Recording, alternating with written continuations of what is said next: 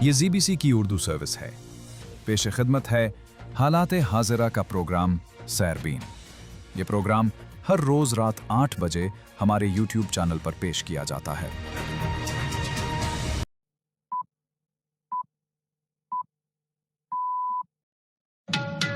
منگل 14 جولائی کے سیربین سے جاوید چودھری کا سلام۔ ایران کے فوجی اہداف پر حملوں کے بعد ٹرمپ نے امریکی ناکہ بندی دوبارہ نافذ کر دی۔ امریکی صدر کا کہنا ہے کہ ایران نے معاہدہ توڑا، آبنائے ہرمز کا کنٹرول سنبھال رہے ہیں، جبکہ سینٹ کام کا کہنا ہے کہ امریکی فوج نے ایرانی فوجی اہداف پر حملوں کی تازہ لہر مکمل کر لی ہے اور آبنائے ہرمز کی ناکہ بندی آج سے دوبارہ نافذ ہوگی۔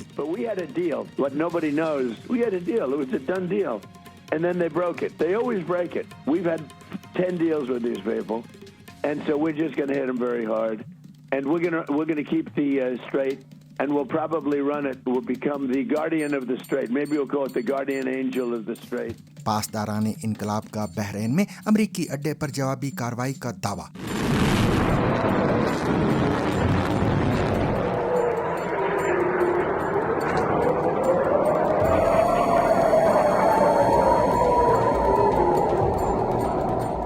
کئی ماہ کے وقفے کے بعد ایرانی پارلیمان کے اجلاس کا انعقاد۔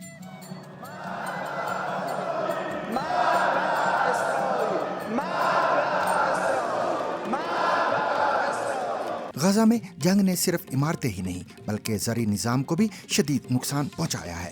زرعی زمین کا صرف 4% حصہ ہی اب کاشت کے قابل رہ گیا ہے۔ 2 سال طویل جنگ نے نہ صرف غزہ کے بنیادی ڈھانچے کو تباہ کیا ہے بلکہ اس کی خوراک پیدا کرنے کی صلاحیت بھی شدید متاثر ہوئی ہے۔ خوراک کی فراہمی غیر یقینی ہے۔ ایک تو قیمتیں بہت زیادہ ہیں اور اگر کوئی خریدنے کی استطاعت رکھتا بھی ہے تو اشیاء کی ویرائٹی بہت تھوڑی ہے۔ جانیے دلی میں دریائے جمنا پر زہریلی جھاگ کیوں بن رہی ہے؟ انڈیا کی سب سے طویل اور دریائے گنگا کی دوسری سب سے بڑی معاون ندی یمنا ایک بار پھر خبروں میں ہے۔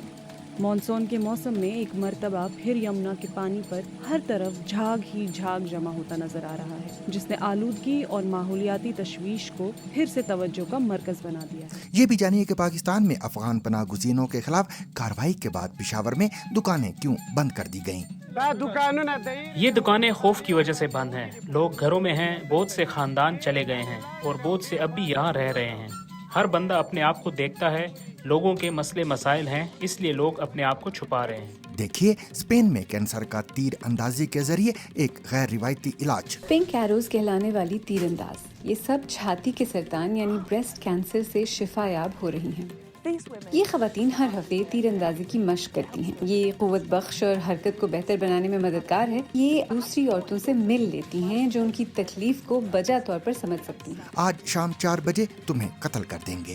سنیے ایک انگریز ہپی کی پاکستان کی وادی تیرا میں اسیری اور اسلام قبول کرنے کی کہانی۔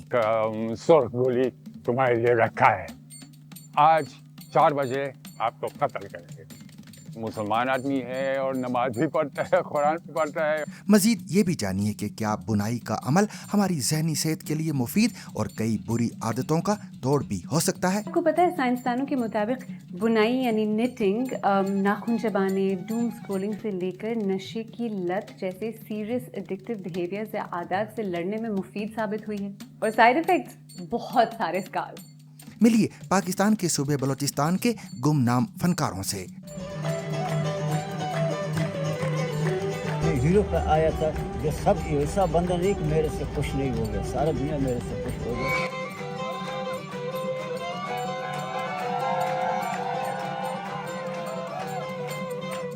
اس کے علاوہ مزید خبریں بھی آج کے سیربین کا حصہ رہیں گی، مگر ہمیشہ کی طرح پہلے اہم عالمی خبروں کا خلاصہ۔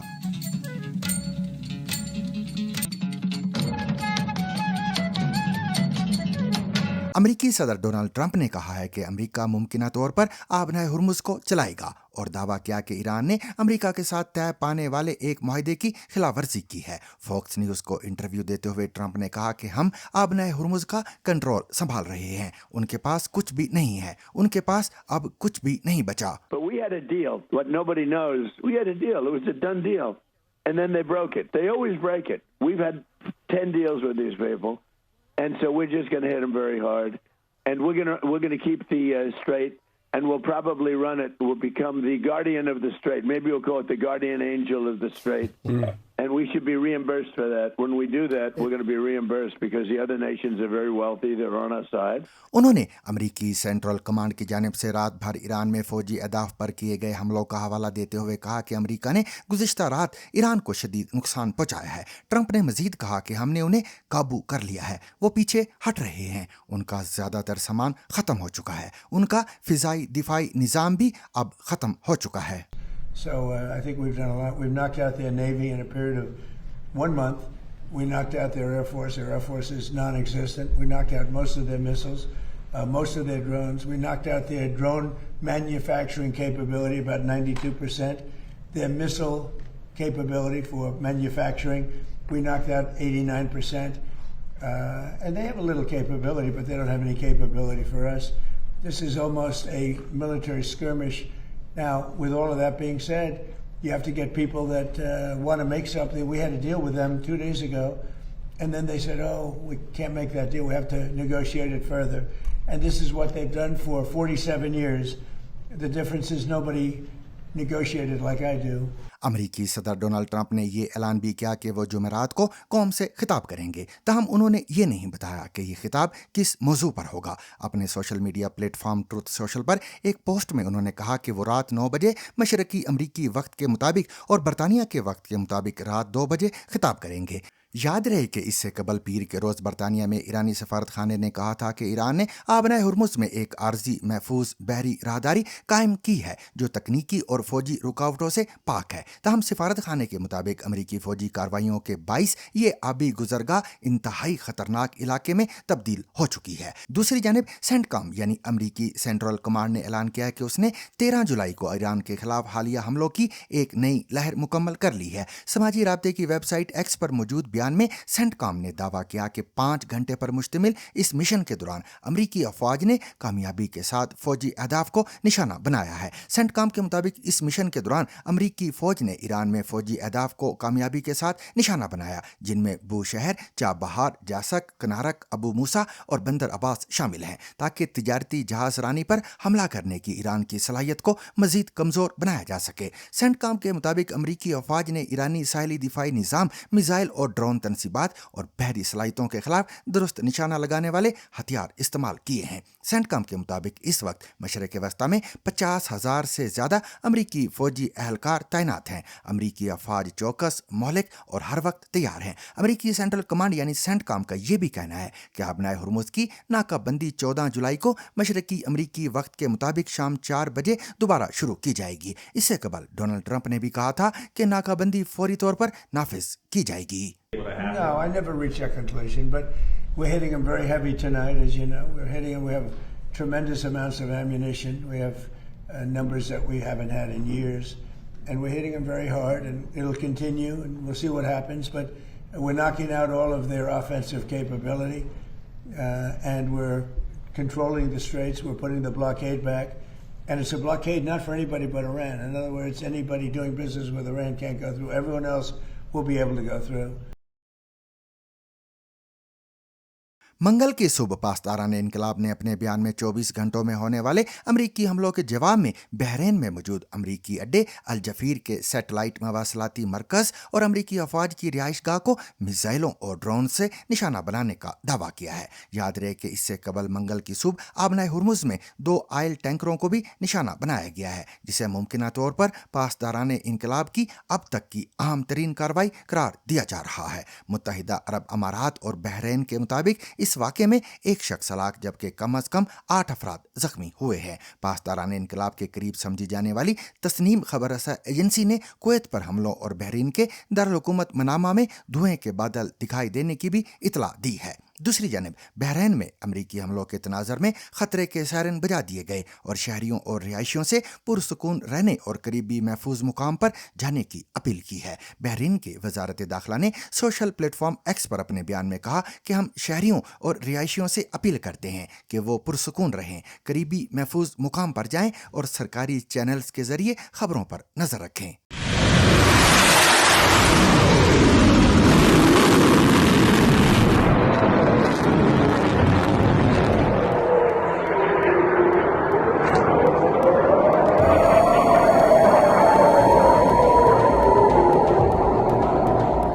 इसी दौरान ईरानी पार्लिमान की खबर रसा एजेंसी खाना मिल्लत के मुताबिक कई माह के वक्फे के बाद नायब स्पीकर हामिद रजा हाजी बाबाई की सदारत में ईरानी पार्लिमान के अवामी इजलास का इनाकाद किया गया है। BBC फारसी की खबर के मुताबिक 250 से ज्यादा अरकान ने इजलास के दौरान इस्लामी जमहूरिया ईरान के साबिक रहबर आला अली खामनाई, जंग में हलाक होने वाले फौजी कमांडरों और सियासी शख्सियात के कातलों से इंतकाम लेने के हक में नारे भी लगाए। पार्लिमान ने यह भी फैसला किया कि हंगामी या गैर मामूली हालात में पार्लिमानी इजलास बाहरिस्तान के बाहर भी मुनक्कद किए जा सकते हैं।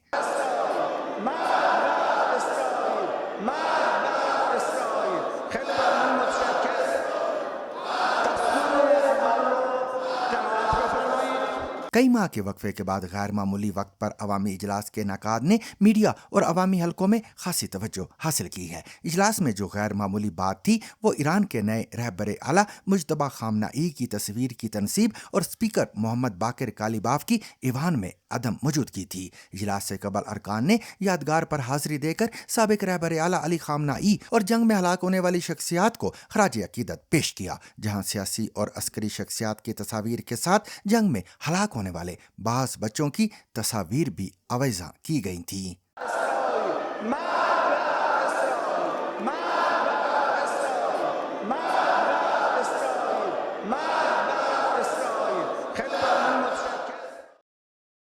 गजा में जंग ने सिर्फ इमारतें ही नहीं बल्कि ज़री निज़ाम को भी शदीद नुकसान पहुँचाया है। अक़वाम मुत्तहिदा के मुताबिक जंग के आगाज़ के बाद गजा की जंग से पहले काबिल काश्त ज़री ज़मीन का सिर्फ 4% हिस्सा ही काश्त के काबिल रह गया था।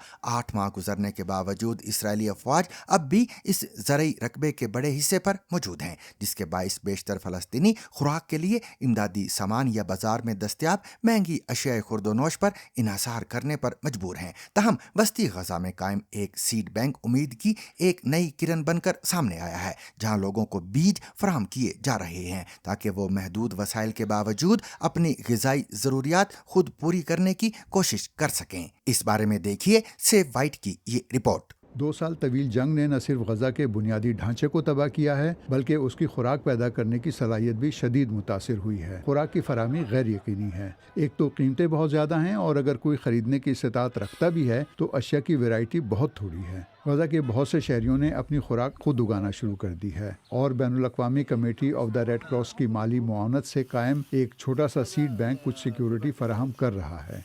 गजा की पट्टी मुहासरे में और मुकम्मल तौर पर बंद है। कुछ बीज तो तकरीबन नापैद हो गए थे, कुछ पहले ही खत्म हो चुके हैं, इसलिए हम उन्हें महफूज रखने की कोशिश कर रहे हैं। अब हम खुद कफील हो गए हैं। मैं खुद पैदावार कर रहा हूँ। मैंने बीजों की चंद इकसाम को नापैद होने से बचा लिया है। सलामा मोहम्मद और उनकी बेटी हनादी ने 2017 में इस सीड बैंक की बुनियाद रखी थी ताकि मुकामी बीज ज़ख़ीरा करके किसानों को उनकी सप्लाई यकीनी बनाई जा सके। 2024 में जब इसराइली अफवाज पहुंची तो ये सीड बैंक तबाह हो गया। अब सलामा और हनादी ने एक खेमे से इसका दोबारा आगाज़ किया है। जंग ने गजा के बेशतर रहने वालों को अपनी खुराक खुद पैदा करने पर मजबूर कर दिया है। बेघर अफराद खेमों के बाहर और जिनके घर सलामत हैं वो घरों के अंदर या छतों पर सब्जियां उगा रहे हैं। गुज़श्ता 3 बरस की जंग में गजा के तकरीबन हर शहरी ने किसी न किसी शक्ल में काश्तकारी की है। उसकी वजह सब्जियों की ज़्यादा कीमतें और फराहमी में कमी थी। बरतानिया उन कई मुल्कों में शामिल है जिन्होंने गुज़श्ता माह कहा था कि गजा में पहुँचने वाली इमदाद मयार और मिकदार दोनों एतबार से नाकाफ़ी है। गजा में इमदाद की तरसील की ज़िम्मेदार इसराइली अथॉरिटी का कहना है कि गुज़श्ता साल हमास के साथ जंग बंदी के बाद उसने अक़वाम मुत्तहिदा के रहनुमा उसूलों से बढ़कर गजा में 4 गुना ज़्यादा खुराक जाने की इजाज़त दी है। International committee of the red cross का कहना है कि सूरत हाल अब भी तसल्ली बख्श नहीं। BBC ने वहाँ मौजूद तंजीम के तर्जुमान से मवासलाती राब्ते पर बात की। गजा में इस वक्त काश्तकारी इंतहाई मुश्किल है। काबिल काश्त ज़मीन बहुत कम रह गई है। दस्तयाब ज़मीन बार बार इस्तेमाल की वजह से ग़ज़ाइयत खो बैठी है। ज़मीन भी थक चुकी है और किसान भी। इसके अलावा उन चीज़ों की फराहमी पर पाबंदियाँ हैं जो गजा में ज़राअत को सहारा दे सकती हैं। न बीज आ सकते हैं, न खाद और न ही नई फसलों की अफजाइश के लिए नर्सरी की मट्टी। इन तमाम मुश्किलात के बावजूद सलामा और हनादी की कोशिशें आहिस्ता आहिस्ता बराबर हो रही हैं। اور غزہ کے کسانوں کو فی الحال کچھ متبادل ہاتھ آ گیا ہے۔ دلی میں ایک بار پھر دریائے جمنا زہریلی جھاگ کی وجہ سے خبروں میں ہے۔ صفائی کے منصوبوں پر اربوں روپے خرچ کرنے اور بار بار دعوے کیے جانے کے باوجود دریا میں سیوریج صنعتی فضلے اور کیمیائی آلودگی کا مسئلہ اب بھی برقرار ہے۔ مزید تفصیل غافرہ قادر سے۔ انڈیا کی سب سے طویل اور دریائے گنگا کی دوسری سب سے بڑی معاون ندی یمنا ایک بار پھر خبروں میں ہے۔ مانسون کے موسم میں ایک مرتبہ پھر یمنا کے پانی پر ہر طرف جھاگ ہی جھاگ جمع ہوتا نظر آ رہا ہے، جس نے آلودگی اور ماحولیاتی تشویش کو پھر سے توجہ کا مرکز بنا دیا ہے۔ یہ جو آپ ابھی یہ دیکھ رہے ہیں، یہ یمنا ندی کے کنارے جمع ہوا زہریلا جھاگ ہے، جو ماہرین کے مطابق دریا میں سیوریج، صنعتی آلودگی اور ڈٹرجنٹ کیمیکلز کے جمع ہونے کا نتیجہ ہے۔ اس وقت یہاں کھڑے رہنا بھی بہت مشکل ہو رہا ہے، کیونکہ اس جھاگ سے کافی زیادہ بدبو آ رہی ہے۔ لیکن یہ منظر کوئی نیا منظر نہیں ہے۔ یمنا کافی عرصے سے اس وجہ سے خبروں میں آتی رہی ہے۔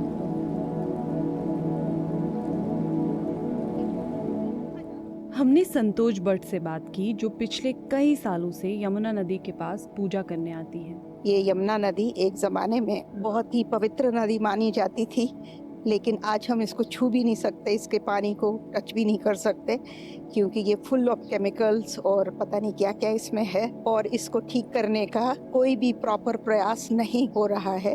جو بھی ہو رہا ہے ہاف ہارٹڈ ہو رہا ہے، جس سے یہ ندی کبھی بھی صاف نہیں ہوئی، اور میں اسے پچھلے 30 سال سے ایسے ہی دیکھ رہی ہوں۔ یمنا کی یہ حالت انڈیا کی دارالحکومت کی پہچان بن چکا ہے۔ ہر سال نئے منصوبوں کا اعلان ہوتا ہے، صفائی کے دعوے کیے جاتے ہیں، لیکن سوال یہی ہے کہ یمنا کی یہ حالت آخر کیوں نہیں بدل رہی؟ اروند کیجریوال کی عام آدمی پارٹی کی حکومت نے بھی یمنا کو صاف کرنے کے لیے اور متعدد منصوبوں کا اعلان کیا۔ 2020 کے انتخابات سے قبل اروند کیجریوال نے وعدہ کیا تھا کہ 5 سالوں میں یمنا کو اتنا صاف کر دیا جائے گا کہ لوگ اس میں نہا سکیں۔ میں نے آپ کو ایک پرومس کیا ہوا ہے کہ اگلے چناؤ کے پہلے آپ کے ساتھ یمنا میں ڈبکی لگاؤں گا۔ میں نے آپ کو بتا دیا 2025 تک ہو جائے گی۔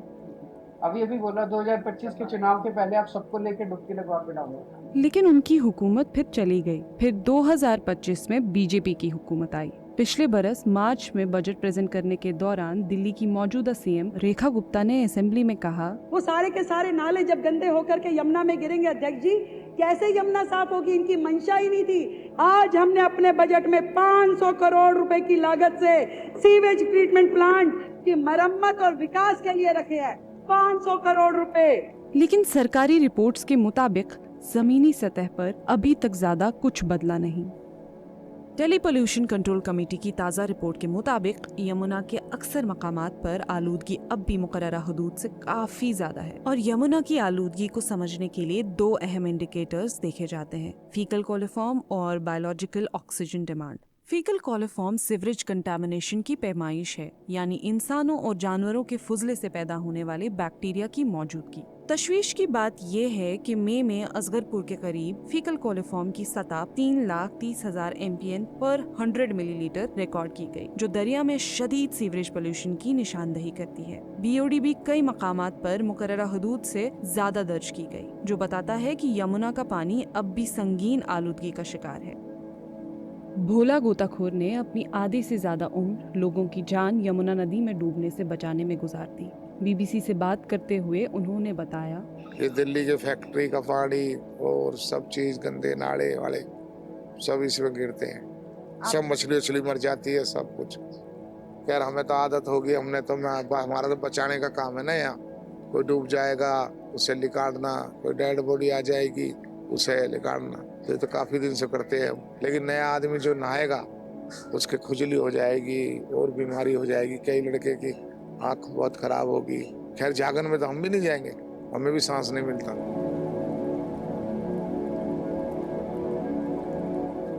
یمنا ندی کی صفائی کے لیے گزشتہ چند سالوں میں ہزاروں کروڑ روپے خرچ کیے گئے۔ سیویج ٹریٹمنٹ پلانٹ سے لے کر ڈرینیج سسٹمز تک کئی پروجیکٹ شروع ہوئے، لیکن یہاں دکھتا ہوا منظر یہ بتاتا ہے کہ چیلنج ابھی بھی وہیں کھڑا ہے۔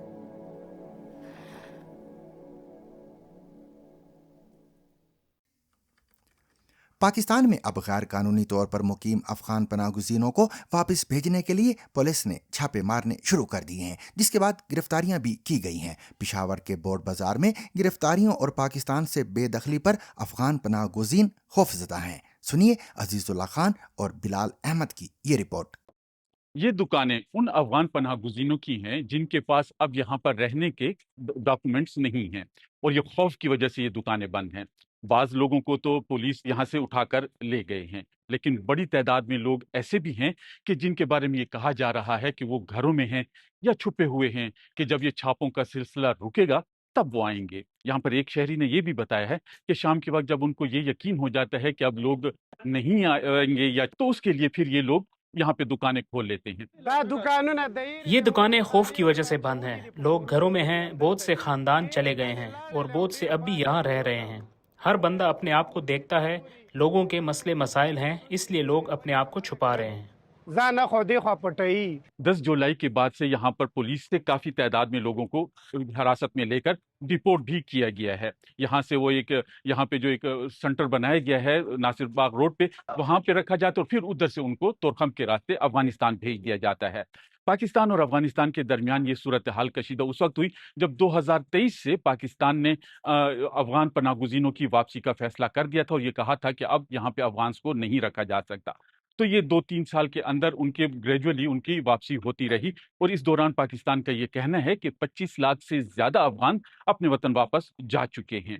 इस दौरान अब यहाँ पर जो 10 जुलाई की तारीख दी गई तो उसके बाद से अब सख्ती भी की जा रही है। पाकिस्तान और अफगानिस्तान के दरमियान कशीदा सूरत हाल की वजह से दोनों ममालिक के दरमियान ये सरहद भी एक अरसे से बंद पड़ी है, जिसकी वजह से तिजारत पर भी बुरे असरात पड़े हैं। पाकिस्तान का ये इल्ज़ाम है कि अफगानिस्तान की सरजमीन पाकिस्तान के खिलाफ इस्तेमाल हो रही है, जबकि अफगानिस्तान का ये कहना है कि उनकी सरजमीन किसी के खिलाफ भी इस्तेमाल नहीं हो रही और उन्होंने पाकिस्तान के इल्ज़ामात की तरदीद की है। लेकिन बुनियादी तौर के ऊपर अब यहाँ पर दोनों ममालिक के दरमियान कशीदा सूरत हाल को संभालने के लिए अब तक कोई ऐसे इकदामात सामने नहीं नजर आ रहे कि दोनों मुल्कों के दरमियान हालात बेहतर हो सकें।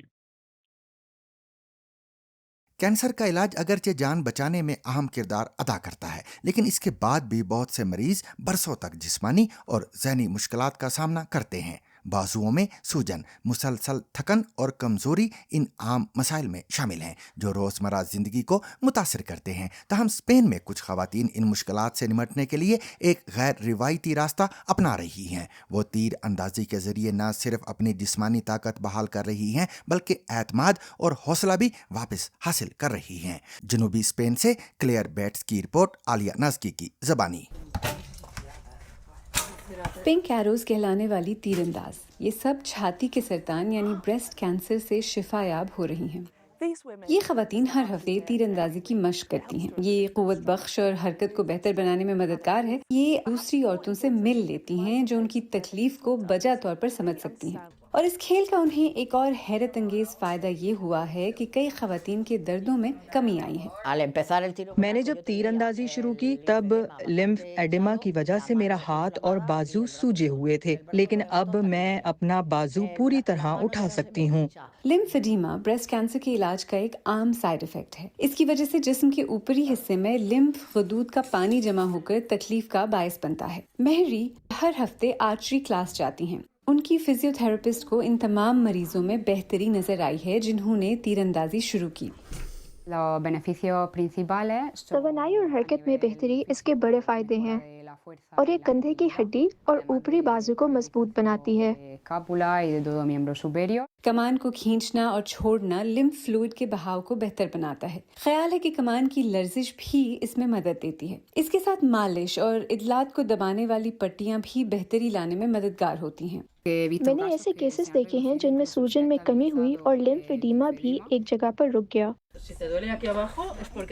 चैंपियन आर्चर आना केनू पिंक एरोज की कोच हैं। ये ख्याल उन्हें मैड्रिड के एक अस्पताल में एक कामयाब तजुर्बे से आया और उन्हें लगा कि इससे खवातीन की जिस्मानी और जहनी तंदुरुस्ती में मदद मिलती है। जीना तो बहरहाल है, इनके बच्चे हैं, कुछ को तो काम पर भी जाना होता है, जिंदगी तो चलती रहती है, इसलिए वो रुक नहीं सकती। यहाँ से जाने के बाद तो इन्हें खुद पर इन्हिसार करना पड़ता है। मैं ठीक तरह से सो नहीं पाती, मगर तीर अंदाजी के बाद मुझे काफी अच्छी नींद आती है। स्पेन भर में पिंक एरोज जैसे और ग्रुप भी बन गए हैं। अब तो ब्रेस्ट कैंसर का इलाज करवाने वालों के लिए कौमी सतह पर तीर अंदाजी के मुकाबले की तैयारियां हो रही हैं। आज शाम 4 बजे तुम्हें कत्ल कर देंगे। आधी सदी पुरानी ये बात गुज़िश्ता दिनों लंदन के रीजेंट्स पार्क में जान मोहम्मद बट ने BBC उर्दू के साथ एक इंटरव्यू के दौरान बताई। बरतानिया के शहरी जान बट एक आफरीदी लश्कर की कैद में थे जो उन्हें पाकिस्तान के इलाके खैबर एजेंसी हालिया ज़िला खैबर की तहसील बाड़ा से पकड़कर वादी तीरा ले गया था, जहां जान 16 माह तक कैद में रहे। उन्हें कत्ल करने का ये हुक्म 50 साल पहले इसी आफरीदी लश्कर ने सुनाया था, लेकिन बरतानिया से जान पाकिस्तान के इस दूर अफ्तादा इलाके तक कैसे पहुंचे और क्यों पहुंचे? आफरीदी लश्कर ने उन्हें क्यों पकड़ा और फिर उन्हें कत्ल करने का हुक्म क्यों सुनाया गया? इस सब के बावजूद जॉन जिंदा कैसे बचे और मुसलमान होने का किस्सा क्या है? सुनिए जान बट की कहानी खुद उनकी ज़बानी। एक सुर्ख गोली तुम्हारे लिए रखा है, आज 4 बजे आपको कत्ल करेंगे। मुसलमान आदमी है और नमाज भी पढ़ता है, कुरान भी पढ़ता है। ये बात है 1976 की। मैं कराची से अपने आबाई गांव, अपने आबाई इलाके तीरा गया था। पता चला कि वहाँ पर लश्कर निकला हुआ है और उस लश्कर ने एक अंग्रेज़ नौजवान पकड़ लिया है। इल्ज़ाम ये था कि ये कुछ ऐसी चीज़ें फैलाने में मुलविस हैं जो कि इस्लाम से मुताबिकत नहीं रखती। और आज 50 साल बाद वो शख्सियत यहाँ रीजेंट्स पार्क में गर्मियों की इस तपती दोपहर में मेरे साथ हैं जॉन मोहम्मद बट। अस्सलाम वालेकुम जॉन साहब। वालेकुम सलाम। कैसे हैं आप? अल्लाह का शुक्र है, बिल्कुल ठीक है। जॉन साहब ट्रिनिडाड में पैदा होते हैं, इंग्लिस्तान में, इंग्लैंड में तालीम पाई और फिर तीरा पहुंच गए। मुझको जब आपने देखा उस बाग में, वो तो बाद की बात है। वो बताएं, वो तो क्या था, कैसे मैं जो तीरा में आया वो 73 की बात है।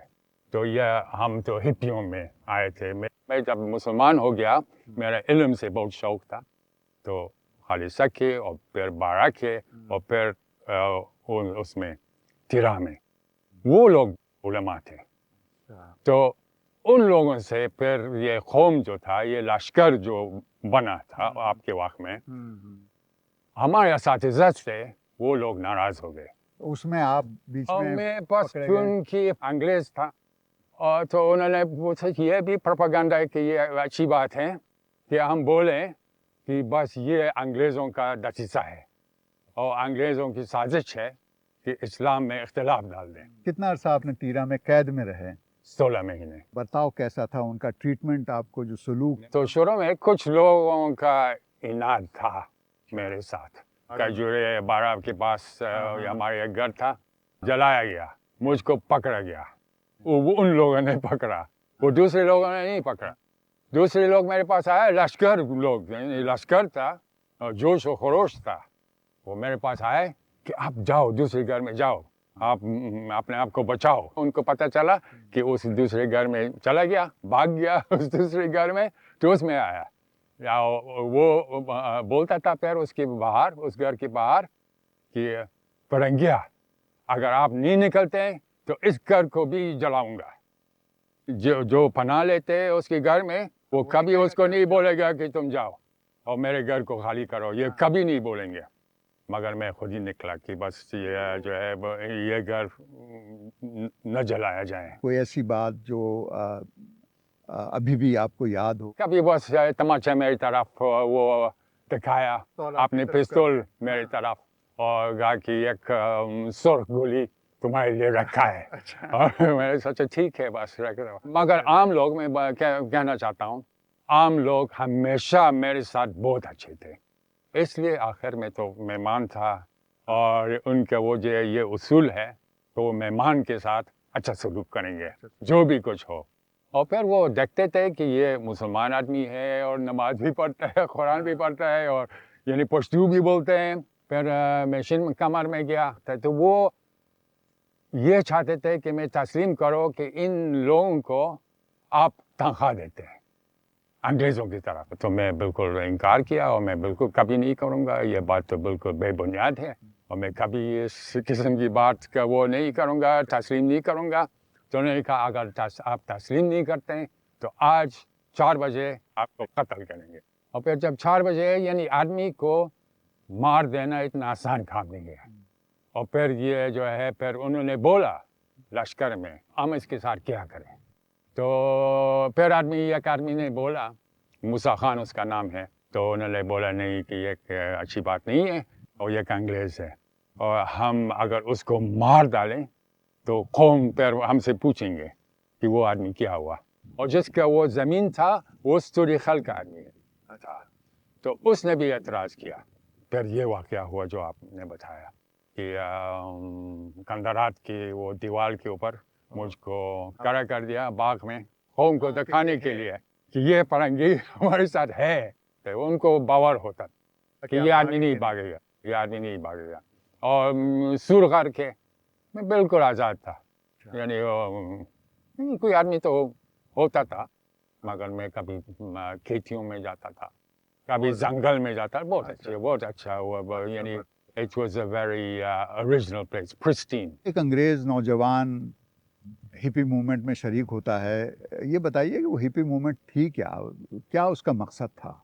शुरू तो सैन फ्रांसिस्को से हुआ था और उसके जोर ज़्यादा जो है चार्ल्स के ऊपर था। जो वो सेंसुअल हिपी था और स्पिरिचुअल जो हिपी था, सब में ये बात यानी शरीक थी कि वो चार्ल्स को पसंद करते थे। तो हम मैं तो खुद ही बॉब डिलन अब भी जिंदा है और मैं ज़्यादा उनसे वो असर लिया था। बहुत स्पिरिचुअल उनका वो, यानी क़यामत के बारे में उनके एक गाना है, The time will come up when the winds will stop।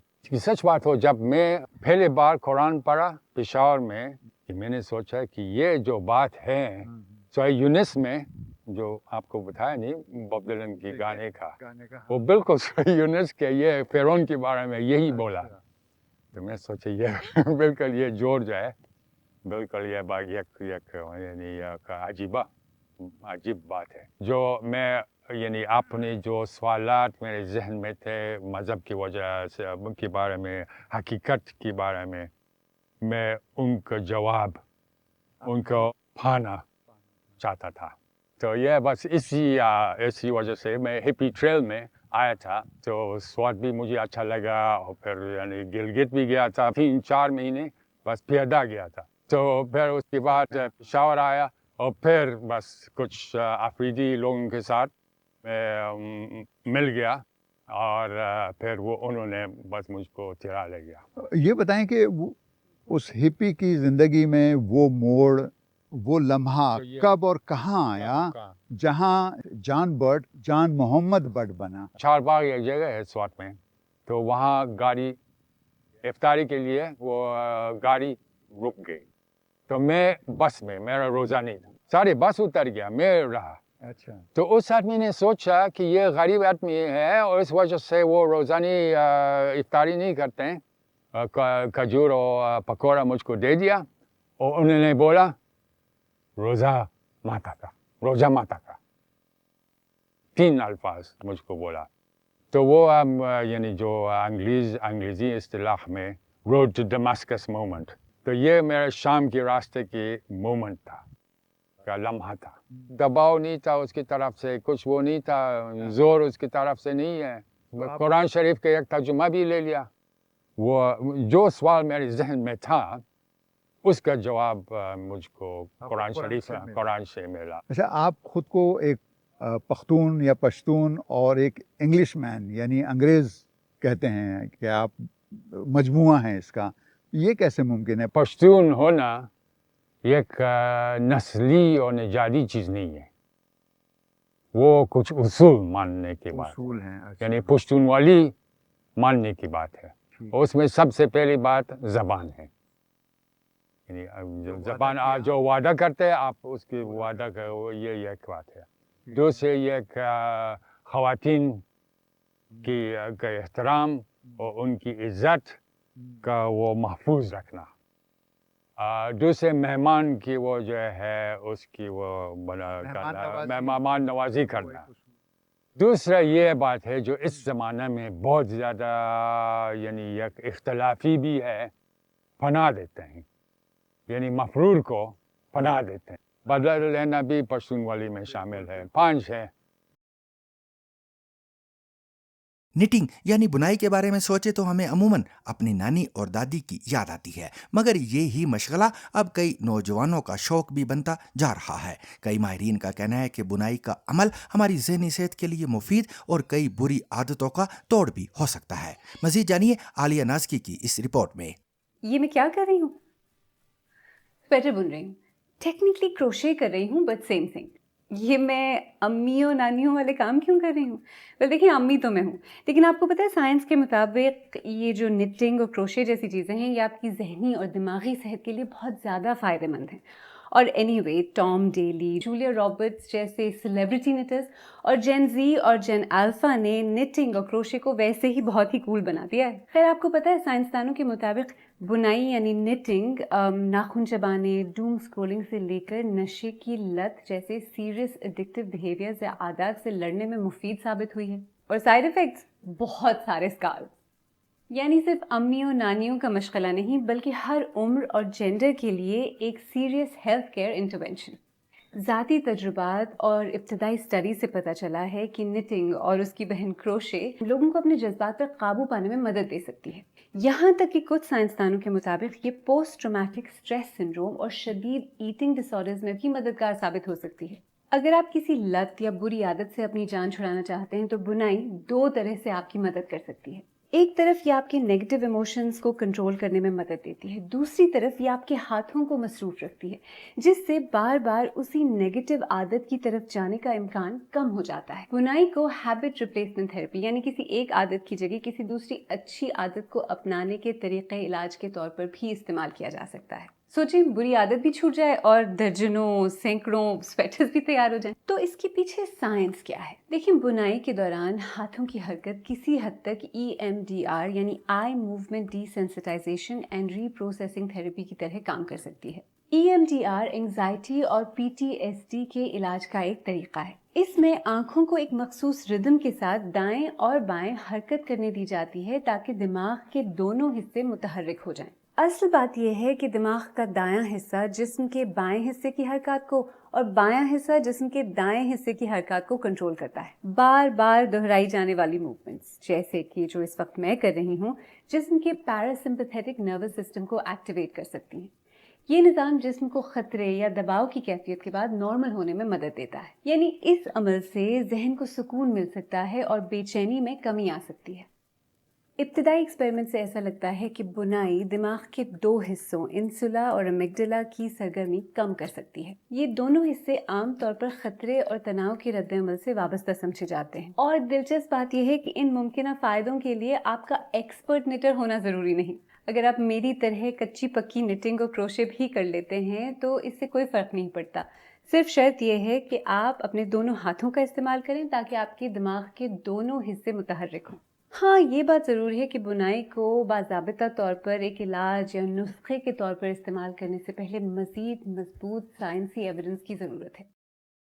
Balochistan کی دھرتی صدیوں سے منفرد دھنوں، روایتی سازوں اور لوک موسیقی کی امین رہی ہے. برلن کے ایک بار میں بلوچی ساز کی تھاپ پر مختلف رنگ و نسل اور ثقافتوں سے تعلق رکھنے والے نوجوانوں کے جھومنے کی ایک ویڈیو سوشل میڈیا پر وائرل ہوئی ہے جس نے دنیا بھر کی توجہ اس منفرد موسیقی کی جانب مبذول کرا دی ہے. آخر وہ کون سے فنکار ہیں جن کی دھنیں زبان اور سرحدوں کی دیواریں عبور کر گئیں؟ ہم نے بلوچی ساز کے ماہر استاد نور بخش اور ان کی موسیقی کو عالمی سامعین تک پہنچانے والے موسیقار دانیال احمد سے خصوصی بات کی ہے.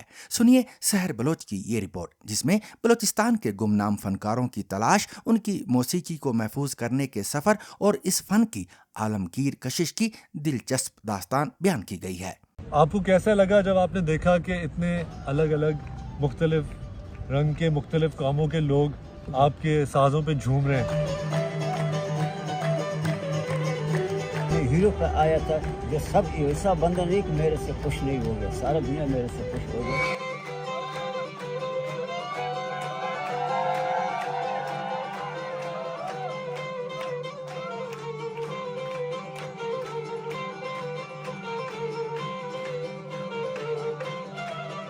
मैंने उस्ताद की एक वीडियो देखी थी 2018 में, फिर मैंने सोचा कि मैं उस्ताद को ढूंढने जाऊंगा और उस्ताद से मिलूंगा और उनकी रिकॉर्डिंग्स करूंगा।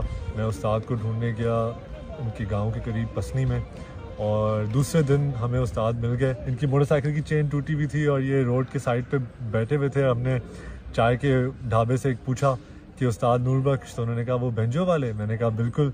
तो उन्होंने कहा ये तो सामने बैठे हैं। फिर मैं 5 दिन उस्ताद के पास उनके घर में रहा और वहाँ पे हमने रिकॉर्डिंग्स की कई सारी, और उनसे फिर बाद में सीडी भी बनाई और रिलीज़ की। तो जब उस्ताद की वीडियोस बाहर गईं इंटरनेट पे तो एकदम धूम मचा दी थी, और आहिस्ता आहिस्ता करके हमारे लोग कनेक्ट हुए अलग किस्म के, और बाहर भी बहुत पसंद किया गया इनको, और फिर हमने सीडी भी रिलीज़ की। तो फिर इवेंचुअली हमारी एक टूर एजेंट से मुलाकात हुई ऑनलाइन ही, और फिर उनके साथ मिल के हमने यूरोप का टूर प्लान किया।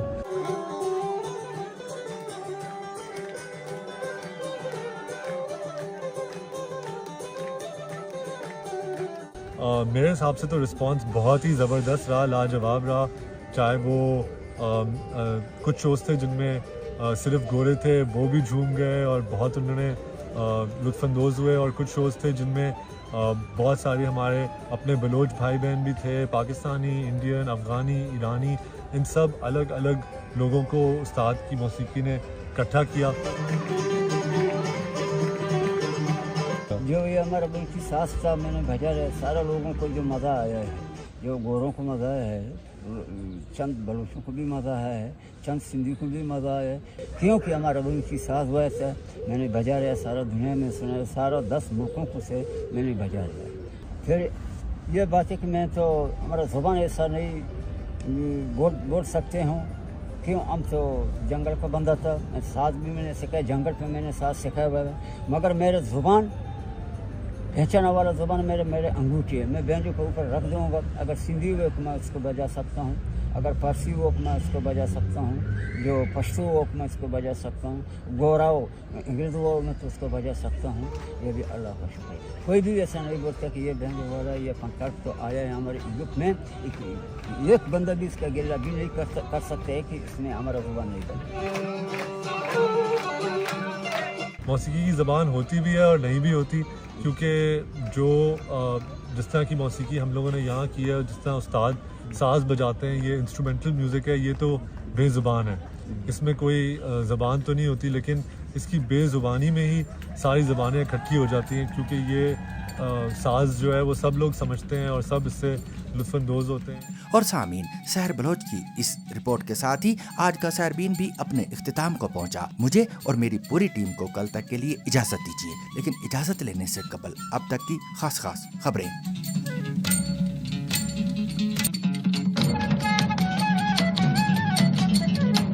अमेरिका के सदर ट्रंप ने एक और गैर मुतवक्किल ऐलान करते हुए कहा कि अमेरिका अब आबनाए हुर्मुज़ में 20% टोल फीस वसूल करेगा। बैनुल-अक़वामी आबी नकलो हमल के माहिरीन का कहना है कि इस फैसले से पहले ही महंगे समुद्री रास्ते में अखराजात दुगने हो सकते हैं। ये ऐलान उस पॉलिसी के भी खिलाफ है जिसे अमरीकी वज़ीर ख़ारजा मार्को रूबियो बार बार अमरीकी मौक़िफ़ के तौर पर बयान करते रहे हैं, यानी ये कि बैनुल-अक़वामी पानियों में कोई भी मुल्क टोल फीस वसूल नहीं ले सकता। ये वाज़ेह नहीं कि ये इक़दाम कानूनी, सियासी या अमली तौर पर मुमकिन भी है या नहीं।